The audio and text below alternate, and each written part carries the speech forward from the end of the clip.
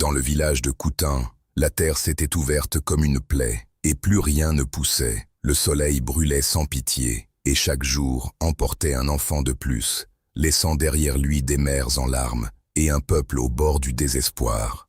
Les anciens murmuraient que les esprits avaient abandonné le village, jusqu'au moment où la prêtresse, d'une voix lente et inquiétante, déclara qu'il n'avait pas été abandonné, mais qu'au contraire, les esprits attendaient quelque chose. Et cette même nuit, dans une petite case éclairée par les flammes tremblantes, une femme criait en donnant naissance, son corps tremblant, entre la vie et la mort, jusqu'à ce que 2 cris de bébé déchirent l'air, des jumelles. Et aussitôt le silence tomba comme une condamnation, car dans ce village, les jumelles n'étaient pas une bénédiction, mais un signe que la terre réclamait un prix. Et le lendemain, sous l'arbre sacré, la prêtresse entra en transe et annonça que la sécheresse ne prendrait fin que si, ce qui est né en double, retournait à la terre. Le père, brisé, tenta de protester, mais le chef du village, froid et implacable, déclara que si les enfants ne mouraient pas, alors tout le village périrait. Et c'est à cet instant que la mère, le regard noyé de larmes et de rage, hurla qu'elle préférait voir le village mourir plutôt que de sacrifier ses filles, avant de fuir dans la nuit,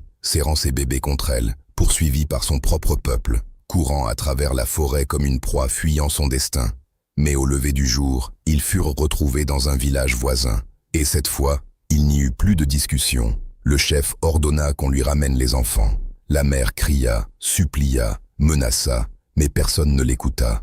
Le père, écrasé par la peur et la pression, n'osa même plus croiser son regard, et alors que la terre sèche refusait presque d'être creusée, un trou fut ouvert, les jumelles pleuraient, vivantes, respirantes, innocentes, et la mère hurla une dernière fois qu'elles étaient encore en vie. Mais la prêtresse, sans émotion, déclara que c'était une dette, et la terre commença à tomber sur elles, lentement, cruellement, étouffant leurs cris jusqu'au silence, laissant derrière elle une mer détruite et un village suspendu à l'espoir que la pluie viendrait enfin.